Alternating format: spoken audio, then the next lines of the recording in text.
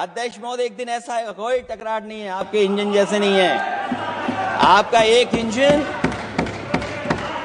अध्यक्ष महोदय, ये अध्यक्ष महोदय, हम तो, मुझे कभी कभी ये लगता है कि प्रधानमंत्री जी जितना अपने लोगों को ध्यान दे करके समझाते हैं, इतना ये समझते ही नहीं है। वो अध्यक्ष महोदय, वो सबसे ज्यादा सोशल मीडिया के बारे में जानकारी रखते हैं। आप भी जानकारी रखा करो। अगर आप जानकारी रखोगे तो आपको सच्चाई पता लग जाएगी। एक इंजन ने नमस्कार नहीं किया था दूसरे इंजन को, अगर याद हो तो पता कर लें। और ये बात अगर छिपी हुई हो, ऑनरेबल मेंबर। अध्यक्ष महोदय, अभी तो मैंने शुरू नहीं किया, मेरा लिखा हुआ बहुत लंबा है। कंक्लूड करें, आप समाप्त करें प्लीज। और अध्यक्ष महोदय, एक सवाल और बड़ा उठा है, नौकरी को लेकर के, रोजगार को लेकर के, और हमारे भारत की जो मैन्युफैक्चरिंग सेक्टर है उसको बढ़ावा कैसे दिया जाए।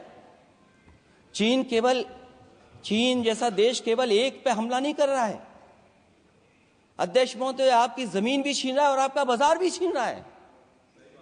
और ये बात अगर गलत हो तो सरकार हमें बताए, वो आंकड़े दे।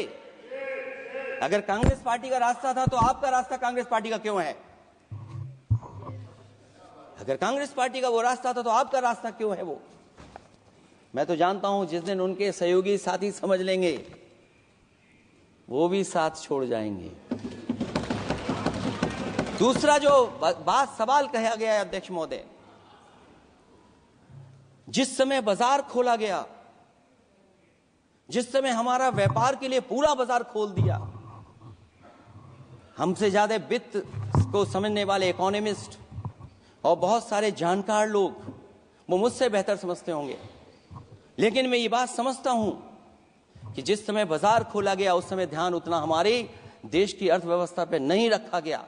अगर उसी समय पर मैन्युफैक्चरिंग सेक्टर को जिस जिम्मेदारी से रखना चाहिए था नहीं रखा गया, अगर उस समय रखा गया होता तो शायद अध्यक्ष महोदय हम लोग चीन से आगे निकल गए होते। आज चीन आ गए, हम लोग पीछे हैं। क्या आप इनको ज्ञान दे रहे हो क्या? अध्यक्ष महोदय, अपना रास्ता तो वही है, साइकिल वाला। इसलिए अध्यक्ष महोदय, अगर मेरा समय है अभी, क्योंकि मैं बहुत कुछ लेकर के आऊं, और जहां तक इंफ्रास्ट्रक्चर की बात है, आप कहते हैं कि देश का आधुनिक इंफ्रास्ट्रक्चर बनेगा, न केवल उसके नागरिकों को एक बेहतर जीवन देश की नई पहचान देता है, बल्कि देश को एक नया आत्मविश्वास भी देता है। अरे अगर ये बात सच है तो अध्यक्ष महोदय, मैं वो बात कहना चाहता हूं कि 2022 के चुनाव से पहले एक बुंदेलखंड एक्सप्रेस वे बनाया गया था, और जिसकी तैयारी को लेकर के देश के प्रधानमंत्री जी गए थे। कितनी सजावट हुई थी, कितनी तैयारी हुई थी। जो हमारे बुंदेलखंड के साथी माननीय सदस्य चलते होंगे बुंदेलखंड के एक्सप्रेस वे पर, वो जानते होंगे प्रधानमंत्री जी उद्घाटन करके गए, पानी बरस गया, बुंदेलखंड बह गया, एक्सप्रेस वे बह गया। और सोचिए अध्यक्ष महोदय, कब उद्घाटन किया था आपने? 22 में, और आज भी मेंटेनेंस चल रहा है उसमें। 22 के बाद से आज तक भी मेंटेनेंस चल रहा है।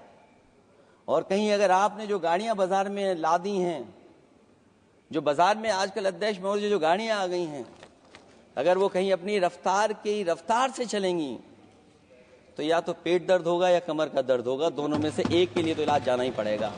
और वो कितने हजार करोड़ का बना? 14,000 करोड़ का। इसी तरह गोरखपुर लिंक एक्सप्रेसवे यूपी में 91 किलोमीटर। जो हमारे रोड की जानकारी रखते होंगे, NHAI की जानकारी रखते होंगे, वो जानते होंगे कि गोरखपुर लिंक जो 2022 में शुरू हो जाना चाहिए था, वो अभी तक शुरू नहीं हो पाया। वो 91 किलोमीटर का 7,283 करोड़ का बन रहा है। जो पूर्वांचल एक्सप्रेस वे, कभी समाजवादी सरकार ने उसको डिजाइन किया, उसको सब कुछ आगे बढ़ाया, वो 340 किलोमीटर का 22,000 करोड़ के लगभग का बना है। लेकिन जहां तक मैं बना करके छोड़ गया वहां से आगे नहीं बढ़ा। और अगर वो बढ़ गया होता तो बिहार और बंगाल के लोगों के लिए बहुत रास्ता आसान हो जाता। इसी तरह एक गंगा एक्सप्रेस वे बन रहा है जिसके बारे में सरकार ने ये कहा कि हम कुंभ से पहले शुरू कर देंगे, कुंभ से पहले गंगा एक्सप्रेसवे शुरू हो जाएगा। अध्यक्ष महोदय, वो नहीं शुरू हो पाया। मुझे लगता है जिस रफ्तार से वो काम हो रहा है, अगला जब अर्ध कुंभ आएगा तब तक ही बन पाएगा वो। ये बातें मैं इसलिए बोल रहा हूं अध्यक्ष महोदय, क्योंकि यूपी को, बिहार को दे दिया, हमें कोई तकलीफ नहीं है। बिहार भी तरक्की करे, हम भी साथ देंगे बिहार का, कोई तकलीफ नहीं है। लेकिन यूपी में अगर कोई भी एक भारत सरकार के एनएचआई का एक्सप्रेस वे आया हो तो बता दे। एक भी कोई एक्सप्रेस वे दिया हो तब, जब देश के प्रधानमंत्री को दो बार और नहीं तीसरी बार भी मौका दिया उत्तर प्रदेश ने। मैं अध्यक्ष महोदय आपका इशारा समझ रहा हूं, बाकी अध्यक्ष महोदय भाषण में अब बजट पे पढ़ दूंगा। मेरा बाकी भाषण बजट में होगा। मैं अपना भाषण खत्म करते हुए केवल इतना कहना चाहता हूं, मैं जो मेरे सुझाव आए हैं उन सुझावों को शामिल करे सरकार, और केवल प्रचार में न रहे सरकार। अध्यक्ष महोदय, मैं अपनी बात खत्म करने से पहले जो राष्ट्रपति जी ने कहा है, मैं भी सहमत हूं उससे। मैं उनकी सब लाइनें पढ़ना चाहता हूं। जो राष्ट्रपति महोदया जी ने कहा है, मैं उससे सहमत हूं। हमारा हिंदुस्तान 140 करोड़ आबादी वाला देश है। हमारे यहाँ भिन्न भिन्न राज्य, भिन्न भिन्न क्षेत्र, भिन्न भिन्न भाषाएं हैं, परंतु एक राष्ट्र के रूप में हमारी एक ही पहचान है, हिंदुस्तान। और हमारा एक ही संकल्प है, एक ही लक्ष्य है, विकसित हिंदुस्तान। आने वाले वर्षों में देश को विकसित राष्ट्र बनाने के लिए हम सभी दृढ़ संकल्पित हैं। इस संकल्प में देश के शहीदों की प्रेरणाएं हैं, पूज्य बापू के मानवीय आदर्श हैं, और सरदार पटेल जैसी मां भारती की संतान द्वारा हमें दिलाई गई एकता की शपथ है। हमें इन प्रेरणाओं को आगे रखते हुए एकता के इस समर्थ विकसित हिंदुस्तान के संकल्प को पूर्ण करना है।